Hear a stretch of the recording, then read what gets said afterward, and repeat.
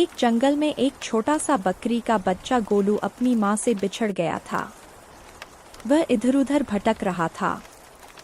उसकी आंखों में डर साफ दिखाई दे रहा था। मम्मी मम्मी आप कहाँ हो? तभी एक प्यारी सी चिड़िया रानो एक पेड़ की डाली पर बैठी हुई यह सब देख रही थी। उसका दिल गोलू की हालत देखकर भर आया।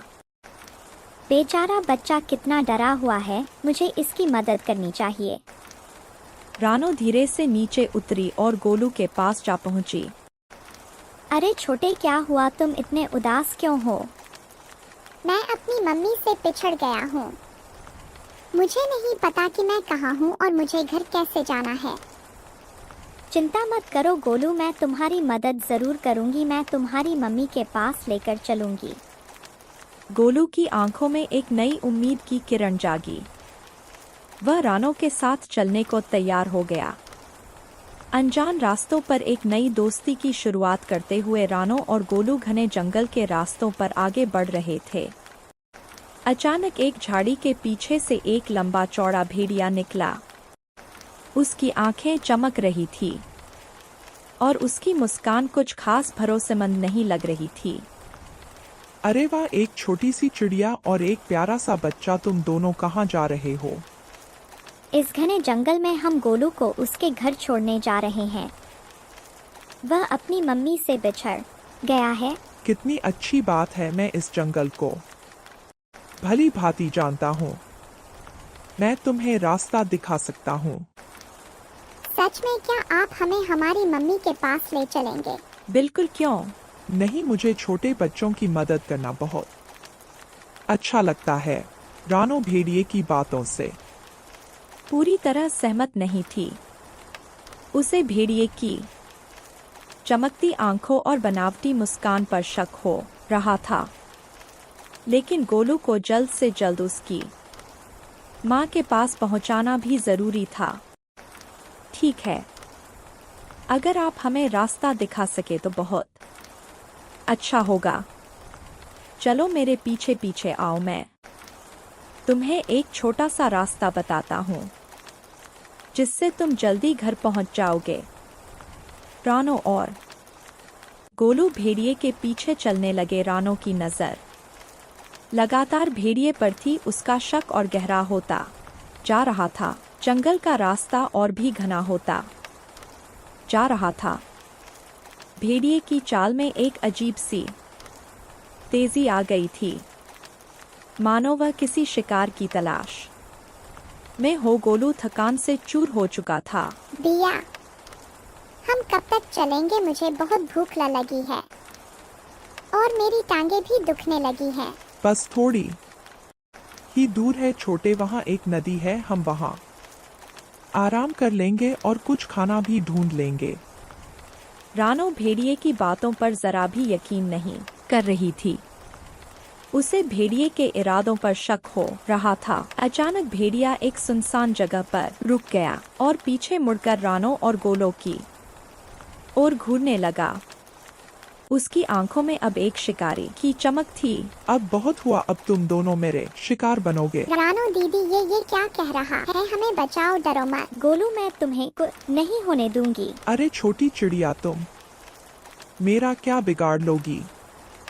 तुम तो एक झटके में मेरा निवाला बन जाओगी। भेड़िया धीरे धीरे रानो और गोलू की तरफ बढ़ने लगा। उसकी आंखों में भूख की लालसा साफ दिख रही थी।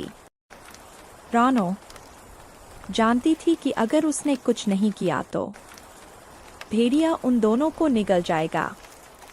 अभी उसके दिमाग में एक तरकीब आई। रुको भेड़िए भाई, एक मिनट ठहरो। क्या हुआ? अभी तो तुम मेरा खाना बनने वाली थी। मैं तो बनूंगी, लेकिन उससे पहले तुम्हें एक बात बताना जरूरी है। क्या बात यह, बकरी का बच्चा बीमार है, बहुत बीमार। बीमार? मुझे तो कुछ नहीं लगता। तुम्हें इनकी गंध नहीं आ रही? इसमें से एक अजीब सी बदबू आ रही है। यह एक ऐसी बीमारी है जो दूसरे जानवर में भी फैल सकती है। क्या क्या बीमारी? कहीं मुझे भी ना लग जाए। मुझे तो यही लगता है यह बीमारी बहुत खतरनाक है। अगर तुमने इसे छुआ तो तुम भी बीमार पड़ जाओगे। भेड़िए के मन में डर घर कर गया। वह अब गोलू को देखकर घिन महसूस कर रहा था। छी छी, मैं इस बीमार बकरी के पास नहीं आऊंगा। तुम दोनों यहाँ से चले जाओ, मुझे अकेला छोड़ दो। जैसी आपकी मर्जी, चलो गोलू, हम यहाँ से चलते हैं। रानो और गोलू वहां से जल्दी से निकल गए। भेड़िया उन्हें दूर जाते देख रहा था। रानो की चतुराई ने सिर्फ गोलू की जान बचाई, बल्कि भेड़िए को सबक भी सिखाया। जंगल में थोड़ा और आगे बढ़ने पर रानो और गोलू की मुलाकात गोलू की माँ से हो गई। माँ अपने बच्चे को देखकर खुशी से झूम उठी और रानो को उसकी बहादुरी और चतुराई के लिए धन्यवाद दिया। भेड़िए की करतूत की खबर जंगल में आग की तरह फैल गई। जंगल के राजा शन ने भेड़िए को बंदी बना लिया और उसे उसके बुरे कामों की सजा दी। रानो और गोलो की दोस्ती एक मिसाल बन गई। हमेशा एक दूसरे के साथ रहे। जंगल की हर चुनौती का सामना साथ मिलकर करते हुए। इस तरह रानो की समझदारी और गोलू के भोलेपन ने एक ऐसी दोस्ती की नींव रखी जो हमेशा के लिए अटूट रही। प्यारे दोस्तों, कहानी पसंद आई हो तो वीडियो को लाइक, अपने दोस्तों को शेयर और चैनल को सब्सक्राइब करना बिल्कुल ना भूलना। आपका धन्यवाद। सुंदरपुर नाम का एक जंगल था। जंगल में सभी पक्षी मिलजुल कर रहते थे। जब भी कोई मुसीबत आती तो सब मिलकर उसका सामना करते थे। उसी जंगल में 3 दोस्त भी रह रहे थे। उसमें से एक का नाम रानू था। एक दिन सभी पक्षी सभा कर रहे थे और सभा में मोनू ने आकर अपने साथियों से कहा, सभी लोग ध्यान से सुनो। दूसरे जंगल से खबर आई है कि बहुत तेज बारिश और तूफान आने वाला है। हमें जल्दी से अपने घोंसले बना लेने चाहिए ताकि हम सुरक्षित रह सकें। अरे अरे मोनू, आप साहित्यिक हम बंद कर रहे हैं। ऐसे ही थोड़ी ही तेज बारिश हो रही है, कुछ भी बोल रही है। सच में तेज बारिश के साथ तूफान आने वाला है।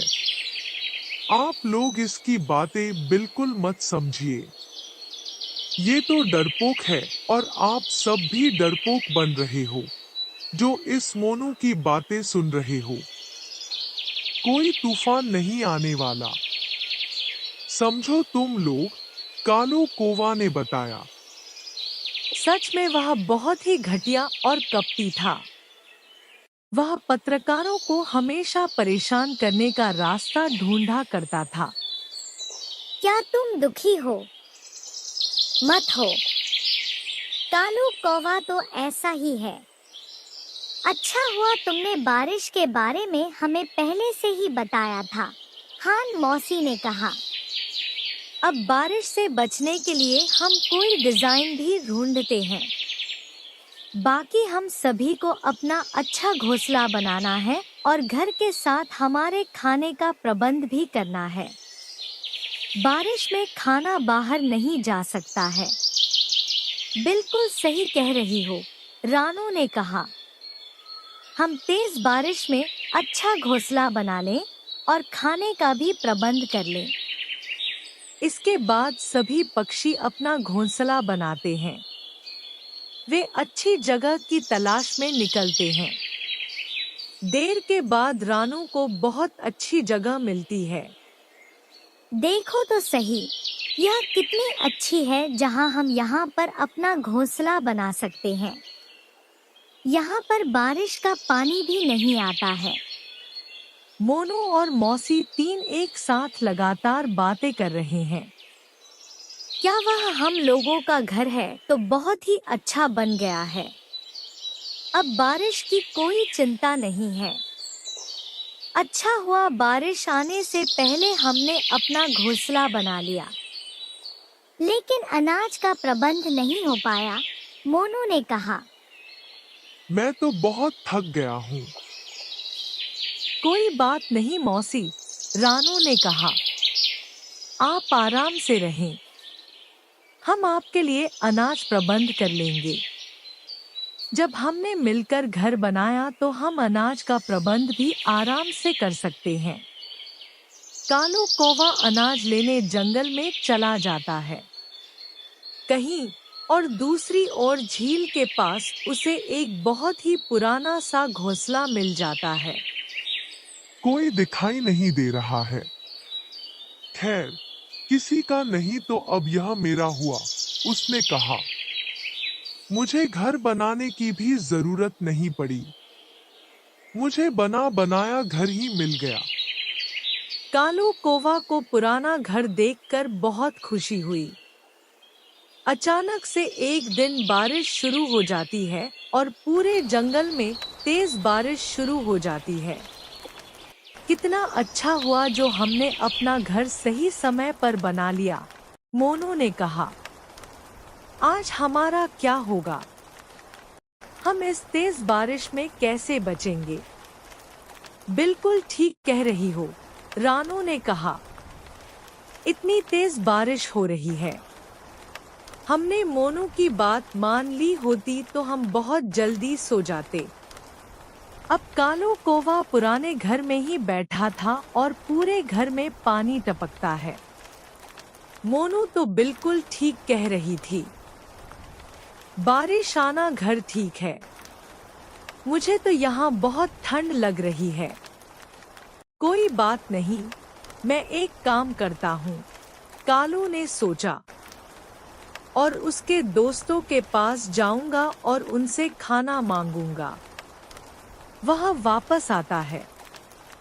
रानू और मोनू ने जो खाना इकट्ठा किया था वह सारा अनाज रानू के पास ही रखा गया था और सभी पक्षी रानू के घोंसले में खाना खा रहे थे। दरवाजे पर कुछ हलचल सुनाई देती है। किसी को बहुत भूख लगी है, रानू ने कहा। अरे कालू कौवा, तुम यहाँ क्या कर रहे हो? मोनू ने पूछा। मैंने बहुत गलत किया, कालू ने कहा। मुझे बहुत जोरों की भूख लगी है। थोड़ा सा खाना दे दो। रानू ने थोड़ा सा अनाज कालू कौवे को दे ही दिया। कालू कौवा अनाज लेकर अपने घर चला जाता है और खाने के बाद सो जाता है। मुझे थोड़ा सा ही दिया और मुझे बहुत खाना चाहिए था, उसने सोचा। क्यों ना मैं उनके सारा अनाज चोरी कर लूं। इससे मेरा पेट भी भर जाएगा और उन्हें सबक भी मिल जाएगा। कालू कौवा वापस अपने घर पर सो जाता है। रात में वह रानू के घोंसले की तरफ उड़ जाता है। यह सही मौका है, उसने सारा खाना अपनी पोटली में बांध लिया और अपने घर की तरफ उड़ने लगा। लेकिन एक शिकारी उसका पीछा कर रहा था। मेरे खाने का दिखावा तो हो गया, शिकारी ने सोचा। शिकारी ने अचानक से हमला कर दिया। कालू कौवा डर गया और इधर-उधर भागने लगा, लेकिन कालू कौवे के पास खाने की पोटली थी। कालू कौवा भाग तक नहीं पाया और शिकारी ने उसे पकड़ लिया। शिकारी ने कालू को खा लिया और उसके घोंसले में रखे अनाज को भी खा गया। रानू की नजर घर पर रखे खाने पर जाती है, लेकिन रानू किसी को बताती नहीं है। अब खाने की कोई टेंशन नहीं थी। रानू अपने दोस्तों के साथ बारिश रुक जाने की खुशियां मनाने लगती है और इस तरह लालची कालू कौवे को उसके लालच की सजा मिल जाती है। तो दोस्तों, आपको ये कहानी कैसी लगी? हमें कमेंट बॉक्स में जरूर बताइएगा।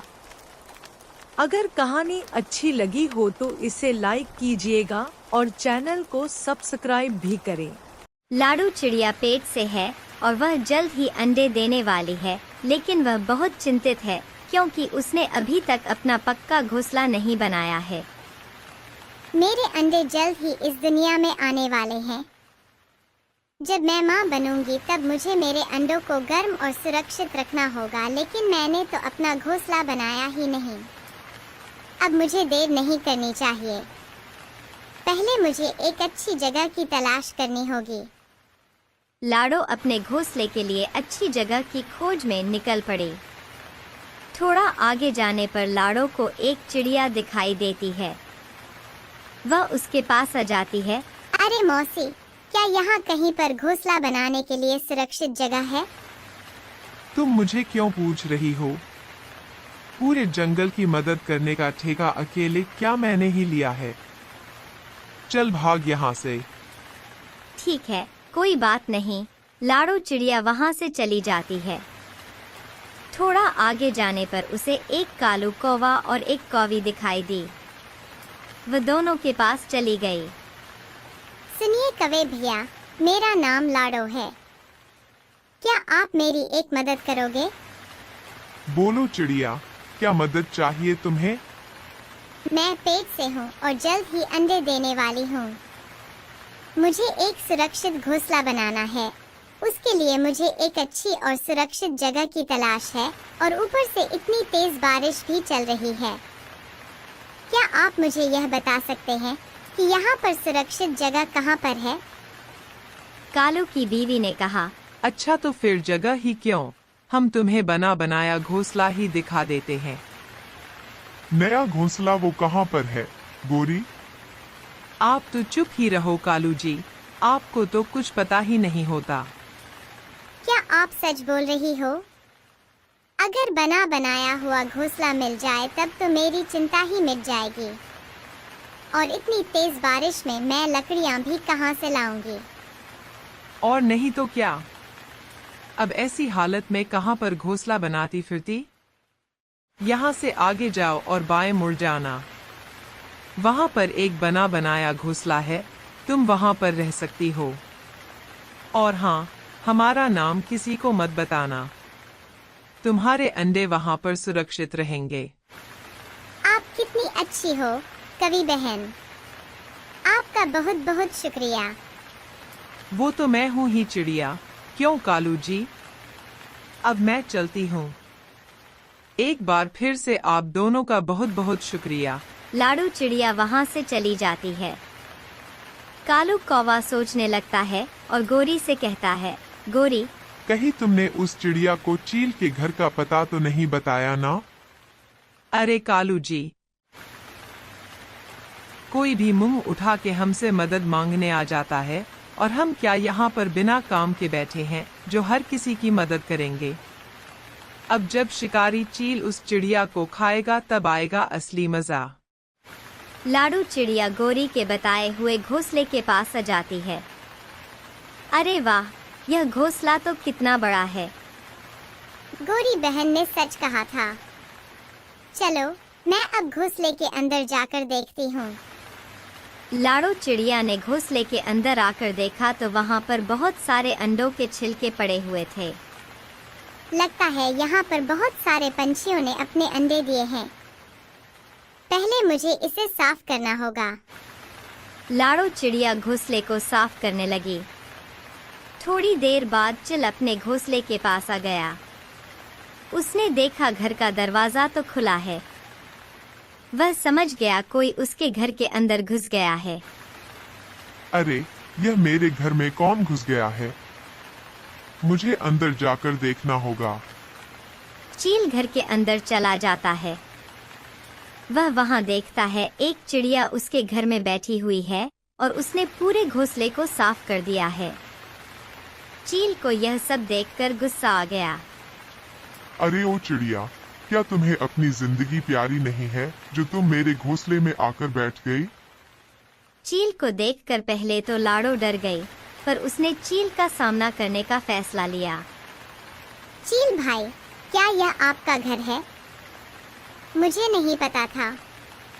दरअसल मैं पेट से हूँ, इसीलिए मैं यहाँ पर अंडी देने वाली थी। मुझे माफ कर दो, मैं अभी यहाँ से चली जाती हूँ। अंडों की बात सुनकर चील के मन में लालच आ जाता है। क्या कहा? तुम अंडे देने वाली हो?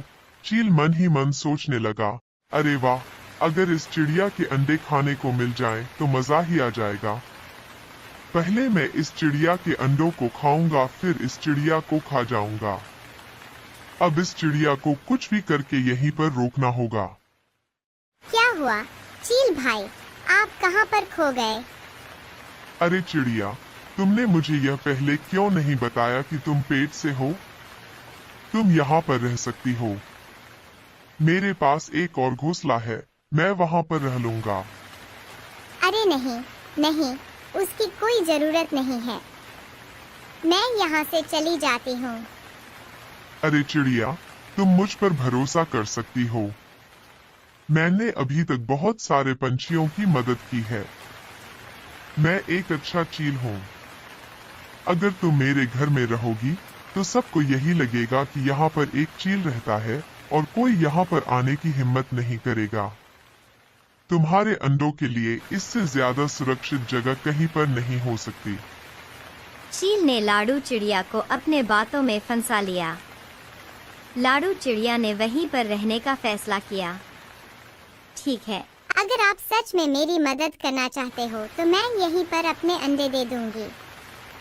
अंडे बाहर आने के बाद मैं अपना दूसरा घोंसला बना लूंगी। यह हुई ना बात। अब हम अच्छे दोस्त हैं चिड़िया। कुछ दिन बीत जाते हैं और एक दिन लाडू 2 प्यारे प्यारे अंडे दे देती है।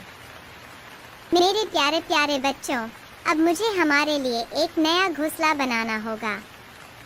बारिश तो दिन ब दिन तेज होती जा रही है, मुझे मेरे अंडों को गर्म रखना होगा। एक कबूतर से अनाज छीनकर चील वापस अपने घोंसले में आ गया। अरे वाह, मेरा सब्र अब खत्म हो गया। आखिर तुमने अंडे दे ही दिए। हाँ चील भाई, अच्छा हुआ आप आ गए। अब मुझे मेरा खुद का घर बनाना है। मेरा घोंसला बनने तक क्या आप मेरे अंडों की रक्षा करोगे? चील यह बात सुनकर बहुत खुश हो गया। इतने दिनों से वह जिस मौके का इंतजार कर रहा था, आखिरकार वह मौका आ ही गया। अरे हाँ हाँ, क्यों नहीं, यह भी कोई पूछने वाली बात है। तुम अपना घोंसला आराम से बनाओ, मैं तुम्हारे अंडों की रक्षा करता हूँ। ठीक है, जब तक बारिश रुकी हुई है तब तक मैं कुछ लकड़ियाँ और घास फूस लेकर आती हूँ। लाडू घोंसला बनाने का सामान लाने के लिए चली जाती है।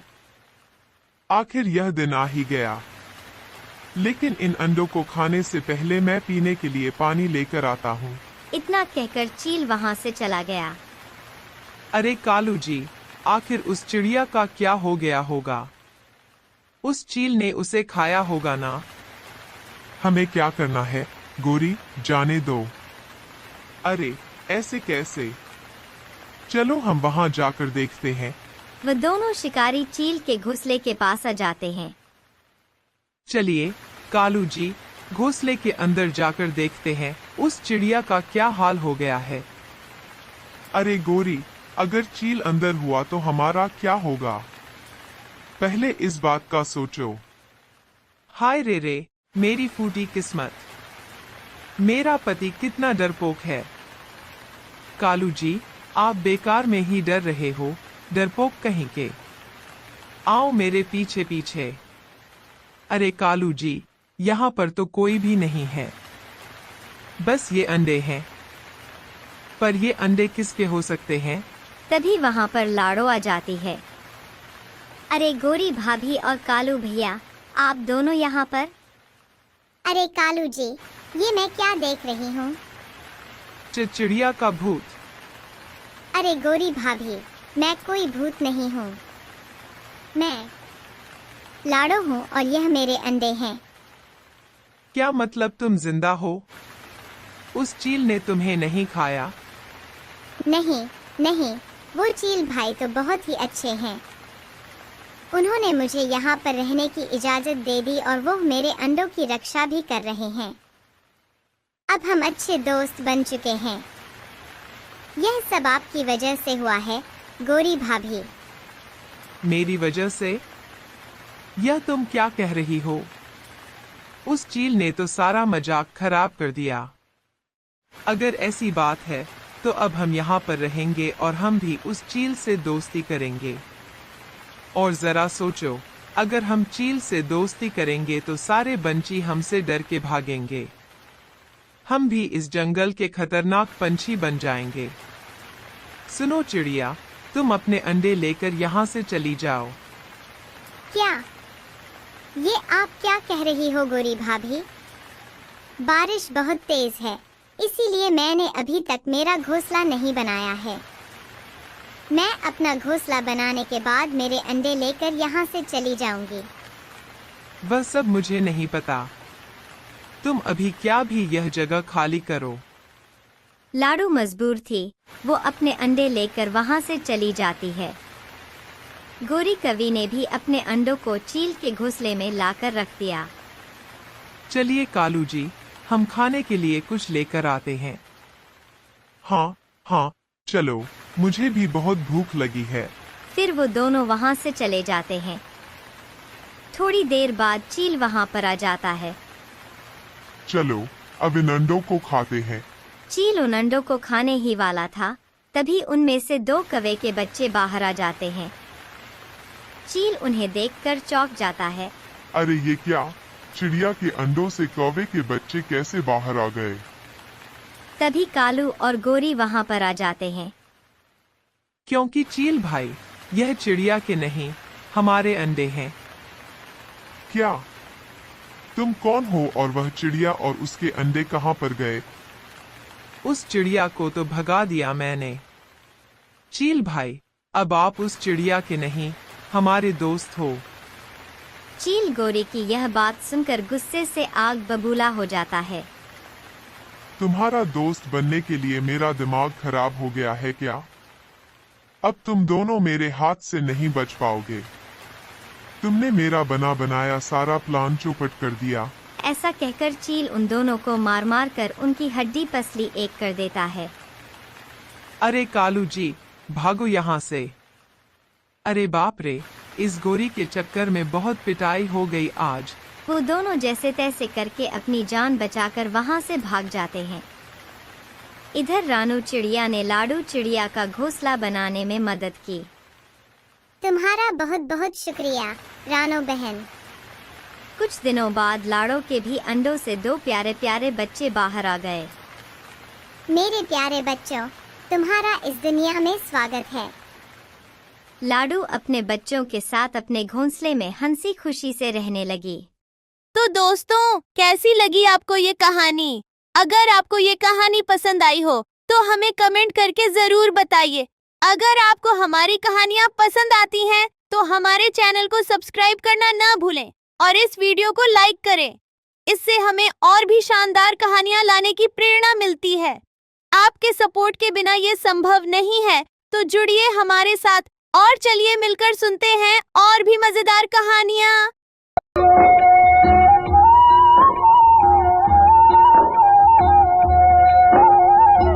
एक बहुत ही खूबसूरत जंगल में सभी पक्षी अपने जीवन के दिन गुजार रहे थे, लेकिन बारिश रुकने का नाम ही नहीं ले रही थी। सारे जंगल के पक्षी बारिश में मजे कर रहे थे। सबने अपने अपने घर टाइम से बना लिए थे और अनाज भी जमा कर रखा था। इन सब पक्षियों में लाडो चिड़िया भी थी, जो अपने 2 बच्चों चिंटू और मिंटू के साथ रह रही थी। चिंटू और मिंटू बहुत ही छोटे बच्चे थे, इसीलिए वह उड़ नहीं सकते थे। चिंटू मिंटू, मैं साथ वाले जंगल में जा रही हूँ। तुम घोंसले में ही रहना। देखो, बारिश बहुत तेज है और तुम उड़ नहीं सकते। मैं बस अभी थोड़ी देर में आ जाऊंगी। ओके मम्मा, हम घोंसले में रहेंगे। आप बिल्कुल भी चिंता ना करें। लाडो चिड़िया उड़कर दूसरे जंगल में चली जाती है। उड़ते उड़ते उसे अपने जंगल से कुछ दूर एक सारस नजर आता है, जो एक डाल के नीचे फंसा हुआ था और वह बहुत कोशिश के बावजूद भी सीधा नहीं हो पा रहा था। लाडो चिड़िया सारस की मदद करने के लिए वहां फौरन पहुंच जाती है। अरे सारस भाई, भला आपको क्या हुआ है? ऐसे कैसे डाल के नीचे फंस गए? रुकिए जरा, मैं अभी आपको बाहर निकालती हूँ। अरे बहुत बहुत धन्यवाद लाडो चिड़िया, तुमने मेरी सहायता की। मुझे साथ वाले जंगल के शरारती उल्लू ने उल्टा कर दिया था। वो बहुत ही शैतान है। मैं कब से ऐसे ही पड़ा था, कोई मेरी मदद को नहीं आया। तुम तो बहुत अच्छी हो, तुमने मेरी मदद की है। कोई बात नहीं, मैं तो यहाँ से गुजर रही थी तो आपको देखा और आपकी सहायता के लिए चली आई। अब मैं जाती हूँ घर। मेरे बच्चे बहुत अकेले हैं और अभी भी आपको पता है बारिश भी हो रही है। जाओ जाओ, तुमने मेरी बहुत सहायता की है। मैं तुम्हारा यह एहसान कभी नहीं भूलूंगा। लाडो चिड़िया वहाँ से अपने घर के लिए निकल जाती है और अपने घोंसले में पहुँच जाती है, जहाँ चिंटू और मिंटू घोंसले में ही इंतजार कर रहे थे। बारिश थी कि रुकने का नाम ही नहीं ले रही थी। बादल भी खूब बरस रहे थे। ऐसे लगता था कि जैसे बादल ही फट पड़े हैं। अब तो जंगल में हर तरफ पानी ही पानी था। जंगल के सभी पक्षी बहुत ही चिंतित हो गए थे। लगातार बारिशों की वजह से उनकी जिंदगी काफी कठिन हो गई थी। पर एक समय के बाद बारिश के साथ साथ तूफान भी आ गया। लाडो चिड़िया अपने बच्चों के साथ घोंसले में थी। तभी पेड़ हिलने की वजह से उसके दोनों बच्चे नीचे पानी में गिर जाते हैं। लाडो पर तो जैसे कयामत टूट पड़ती है। लाडो चाहकर भी कुछ नहीं कर पाती। बचाओ, अरे बचाओ, मेरे बच्चों को बचाओ। खुदा के वास्ते देखो, वह नीचे पानी में गिर गए हैं। रहम करो, कोई तो मेरे बच्चों को बचाओ। सारे पक्षी लाडो चिड़िया की आवाज सुनकर उसके पास जमा हो जाते हैं, लेकिन नीचे तो बहुत ज्यादा पानी है। हम भला कैसे पानी में बच्चों को निकाल सकते हैं? हमने कोशिश की तो हम भी पानी में डूब के मर जाएंगे। कोई भी लाडो चिड़िया की मदद नहीं कर सकता था। लाडो चिड़िया तो माँ थी। उसे लगा कि उसके बच्चे पानी में डूब के मर गए हैं, तो उसने इस बात का बहुत सदमा लिया और बीमार हो गई। जंगल के डॉक्टर बंटी ने लाडो का बहुत इलाज किया, लेकिन वह ठीक नहीं हो सकी। सारे पक्षी भी लाडो चिड़िया के लिए बहुत ही परेशान थे, लेकिन लाडो को अपने बच्चों का गम खाए जा रहा था। देखो दोस्तों, लाडो ऐसे ठीक होने वाली नहीं है। मेरे सुरालों में एक चील वैद्य जी रहते हैं। वो बहुत ही बुद्धिमान है। मेरे ख्याल से हमें उनको लाना चाहिए। वो लाडो की बीमारी का कोई उपाय निकाल सकते हैं। सबको कबूतर की यह बात बहुत ही पसंद आई और कबूतर उनको लेने चला जाता है। उधर चिड़िया के बच्चे पानी में तैरते तैरते दूर निकल जाते हैं। वहाँ उन्हें एक सारस देख लेता है। सारस जब छोटे छोटे बच्चों को पानी में डूबता हुआ देखता है तो उन्हें पानी से बाहर निकाल लेता है। अरे बच्चों, क्या हुआ? तुम लोगों को ऐसे पानी में कैसे गिर गए तुम लोग? चिंटू और मिंटू सारस को सब बताते हैं कि कैसे बारिश और तूफान के कारण वह पानी में गिर गए और कैसे वह अपने जंगल से बहुत दूर आ चुके हैं। सारस अंकल, हमारी मम्मा बहुत परेशान हो रही होंगी। प्लीज हमें किसी तरह हमारी मम्मा के पास पहुंचा देना। हाँ हाँ, कुछ करते हैं। आपकी मम्मा का नाम क्या है और किस दिशा में रहती है? तभी मैं आपको वहां ले जा सकूंगा। दिशा का तो हमें नहीं पता, लेकिन उनका नाम लाडो चिड़िया है। अरे, तुम लाडो चिड़िया के बच्चे हो। तुम लोगों की मम्मा बहुत अच्छी हैं। उन्होंने एक बार मेरी हेल्प की थी। ऐसा करो, कुछ दिन यहाँ मेरे पास रह जाओ। जैसे ही बारिशें कम होगी, मैं तुम लोगों को तुम्हारी मम्मा के पास छोड़ आऊंगा। चिंटू और मिंटू बारिशें रुकने तक सारस के पास रहने लग जाते हैं। वैद्य चील लाडो चिड़िया को देखने दूसरे जंगल से आ जाते हैं। चील अच्छे से चिड़िया का चेकअप करते हैं। देखो सब पक्षियों, लाडो चिड़िया को अपने बच्चों के मरने का बहुत गम है। मैं इसे कोई भी जड़ी बूटी दे दूं, वह असर नहीं करने वाली। इसको अपने बच्चों का बहुत गम लग गया है। प्लीज मेरे बच्चों को कहीं से ला दे। मेरे चिंटू मिंटू, मुझे कुछ भी नहीं हुआ, मैं बिल्कुल ठीक हूँ। बस मुझे अपने बच्चों की बहुत याद आ रही है। मुझे तो लगता है कि अब चिड़िया को दवा से कोई फर्क नहीं पड़ेगा। जब तक ये अपने बच्चों का दुख दिल से नहीं निकाल देती, यह ठीक नहीं हो सकेगी। हाँ, तुम सही कह रहे हो। हम तो बस दुआ ही कर सकते हैं कि यह ठीक हो जाए। चलो बच्चों, आज हम तुम्हारी मम्मा के पास जाएंगे। तुम दोनों मेरे ऊपर बैठ जाओ क्योंकि तुम दोनों उड़ नहीं सकते। मैं तुम लोगों को ले जाऊंगा। सारस चिंटू और मिंटू को अपने ऊपर बिठाकर आहिस्ता आहिस्ता उनके जंगल की तरफ लेकर चलता है। लेकिन काफी समय के बाद धीरे धीरे चलते हुए सारस उनको उनके जंगल लेकर पहुंच जाता है। सारे पक्षी चिंटू और मिंटू को देखकर खुश हो जाते हैं। लाडो चिड़िया चिंटू और मिंटू को देखती है और उसकी बीमारी तो फौरन भाग जाती है। वह अपने दोनों बच्चों को भाग के गले लगा लेती है। कहाँ चले गए थे तुम दोनों मेरे बच्चों? तुम्हें पता है आपके बगैर आपकी मम्मा की क्या हालत हो गई थी। शुक्र है तुम दोनों वापस आ गए हो। अरे चिड़िया बहन, ये तो पानी में डूब रहे थे तो मैंने देख लिया और इनको बचा लिया। वो तो बाद में मुझे पता चला कि यह तो तुम्हारे बच्चे हैं, तो मुझे और भी अच्छा लगा। याद है ना आपको, पहले आपने मेरी जान बचाई थी। जी, मुझे याद है सारस भाई। आपका बहुत बहुत धन्यवाद।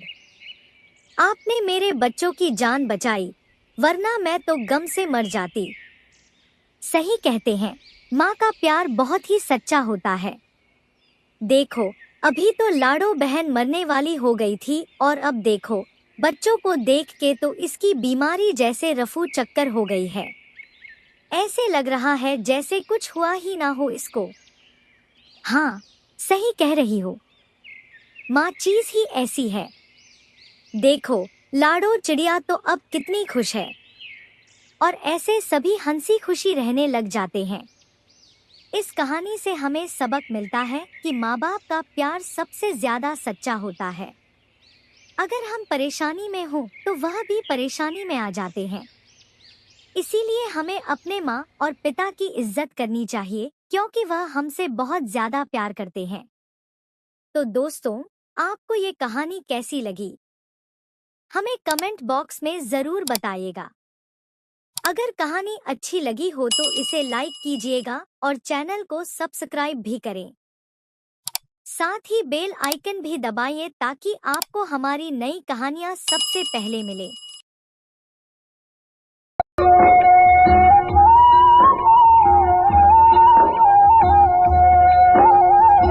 अरे गोरिया, क्या तुमने तो सारा दाना ही खा लिया? यह तो मैंने बरसात के दिनों के लिए जमा किया था, लेकिन अब हम क्या करेंगे? बरसात भी शुरू होने ही वाली है। अब मैं कहाँ पर जाकर भोजन तलाश करूं? पहले तो मैं पक्षियों को बेवकूफ बना लिया करता था, लेकिन अब तो सब पक्षी इतने चालाक हो गए हैं कि उनके सामने कैसा भी नाटक कर लूं, मेरी बातों में ही नहीं आते। वैसे मेरे पास एक उपाय है, अगर तुम्हें पसंद आए तो। जरूर कोई शैतानी ही आई होगी तुम्हारे दिमाग में। पहले मेरी बात तो सुन लो, देखना फिर खुद ही कहोगे कि तुम्हारी पत्नी कितनी जीनियस है। अब बताओ भैया, पहेलियां ही बुझाती रहोगी? तो सुनो, हम ऐसा करते हैं कि राणो चिड़िया का घर तोड़ देते हैं। लेकिन राणो चिड़िया का घर तोड़ने से हमें क्या मिलेगा? उस चिड़िया का घर तोड़ने से तो हमें सब कुछ मिलेगा कालू जी। उसके घर में ढेर सारा भोजन जमा है। घर टूटने के बाद आखिर उसे कोई जगह तो चाहिए होगी ना अपना भोजन रखने के लिए। तो हम उसे कह देंगे कि हमारे घर में आ जाए। वह आएगी हमारे घर और हम खाएंगे उसका भोजन। तुम तो सच में बहुत जीनियस हो, लेकिन हम उस चिड़िया का घर तोड़ेंगे कैसे? उसका घर तोड़ना कौन सा मुश्किल है? वह अपने जैसे कमजोर से घर में तो रहती है, हमें बस धक्का देकर नीचे ही फेंकना है। फिर जल्दी चलो, बादल भी आ रहे हैं, कहीं बारिश अभी शुरू ना हो जाए। और फिर वह दोनों पति पत्नी राणो चिड़िया के घर की तरफ चले जाते हैं। राणो चिड़िया अपने घर में अपने बेटे को भोजन खिला रही थी। वो दोनों खिड़की से राणो चिड़िया को देखते हैं और फिर पेड़ के पीछे छुपकर बैठ जाते हैं और राणो चिड़िया का घर से बाहर जाने का इंतजार करने लगते हैं। और फिर राणो चिड़िया और उसका बेटा नदी की तरफ पानी पीने चले जाते हैं। चलो कालू जल्दी करें और गिरा दें उस राणो चिड़िया का घर। और फिर कालू कौआ और उसकी पत्नी राणो चिड़िया का घर पेड़ से नीचे गिरा देते हैं। अभी उन्होंने घर गिराया ही था कि बरसात भी शुरू हो गई। राणो चिड़िया और उसका बेटा भी पानी पीकर आ जाते हैं। राणो चिड़िया अपने घर को नीचे गिरा देख बहुत हैरान हो जाती है। हाय मेरा घर कैसे टूट गया? अभी तो सिर्फ हल्की हल्की बारिश हो रही है, साथ में कोई हवा नहीं चल रही, फिर मेरा घर कैसे टूट गया? और यह मेरा जमा किया हुआ भोजन, यह तो बारिश के पानी से खराब हो जाएगा। राणो चिड़िया ऐसे परेशान खड़ी थी कि कालू और गौरी राणो चिड़िया के पास आते हैं। क्या हुआ चिड़िया बहन? हाय, तुम्हारा तो घर टूट गया, यह सब कैसे हो गया? कवि बहन, मुझे तो खुद नहीं पता क्या हुआ। मैं तो नदी पर पानी पीने गई थी, वापस आई तो मेरा घर टूटा पड़ा था। मुझे तो लगता है किसी ने जानबूझकर मेरा घर गिराया है। राणो चिड़िया, तुम्हारे किसी के साथ क्या दुश्मनी हो सकती है? मुझे तो लगता है कि बारिश की वजह से तुम्हारा घर गिर गया है। राणो बहन, देखो तुम्हारा जमा किया हुआ भोजन कैसे बारिश से खराब हो रहा है। तुम चलो हमारे साथ हमारे घर। अब इतनी जल्दी तो तुम घर बना नहीं सकती, हमारे साथ हमारे घर चलो और बरसात के दिन वहीं बिता लेना। राणो चिड़िया की भी कुछ समझ में नहीं आ रहा था कि वह अब क्या करें, कहाँ जाए, इसलिए वह कावों की बात मान लेती है और भोजन को उठाकर कवि के घर में चली जाती है। अच्छा राणो, अब तुम बैठो, मैं और कालू भोजन ढूंढ लाएंगे। हाँ, मुझे तो अब भूख भी बहुत ज्यादा लगी हुई है, आंखों के सामने अंधेरा छा रहा है। आप दोनों तेज बारिश में कहाँ जाओगे? यह मेरे पास काफी भोजन जमा किया हुआ है, आप दोनों भी इसमें से खा लें। आप दोनों ने मेरे साथ इतनी बड़ी नेकी की है, मेरा भी हक बनता है मैं भी आपके साथ कुछ अच्छा करूं। लेकिन राणो। लेकिन छोड़ो कालू, देखो तो चिड़िया बहन कितने प्यार से कह रही है। हमें इनकार नहीं करना चाहिए, वरना चिड़िया बहन का दिल टूट जाएगा। और फिर कालू और गौरी कवि भोजन शुरू कर देते हैं। वह तो ऐसे खा रहे थे जैसे सदियों से भूखे हो।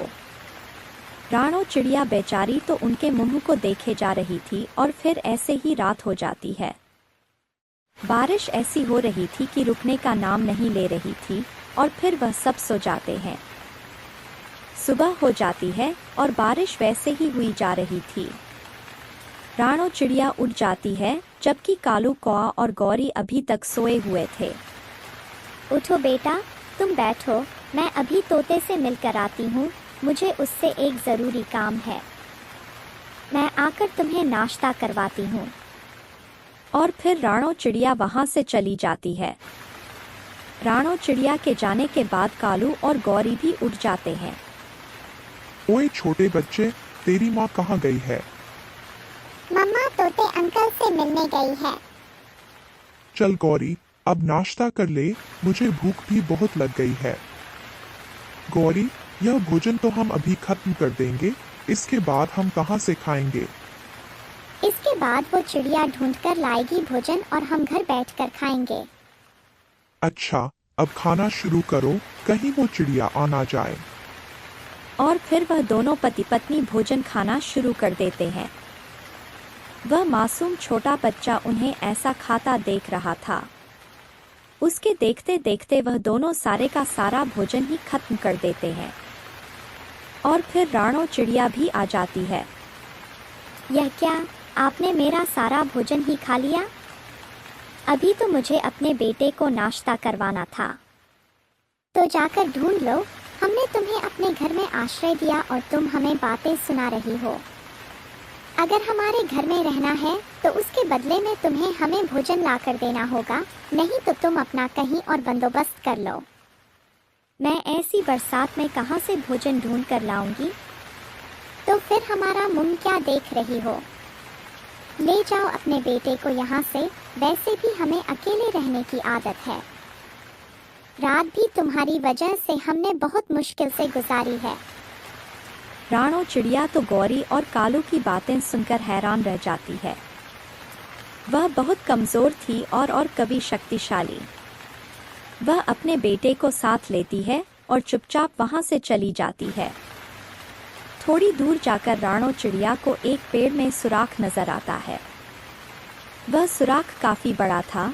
वह और उसका बेटा उस सुराख में आसानी से बैठ जाते हैं और बारिश के पानी से सुरक्षित हो जाते हैं।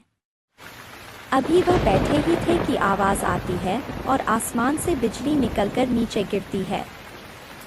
वह बिजली कालू कौवे के घर पर गिर जाती है और कालू का घर एक सेकंड में खाक बन जाता है। कालू और गौरी मर जाते हैं और इस तरह उन्हें उनके जुल्म की सजा मिल जाती है। प्यारे दोस्तों, किसी भी कमजोर के साथ कुछ बुरा करते हुए यह सोच लेना चाहिए कि ऊपर वाले की लाठी बहुत बेआवाज होती है। तो दोस्तों, कैसी लगी आपको ये कहानी? अगर आपको ये कहानी पसंद आई हो तो हमें कमेंट करके जरूर बताइए। अगर आपको हमारी कहानियाँ पसंद आती हैं तो हमारे चैनल को सब्सक्राइब करना ना भूलें और इस वीडियो को लाइक करें। इससे हमें और भी शानदार कहानियाँ लाने की प्रेरणा मिलती है। आपके सपोर्ट के बिना ये संभव नहीं है, तो जुड़िए हमारे साथ और चलिए मिलकर सुनते हैं और भी मजेदार कहानियाँ।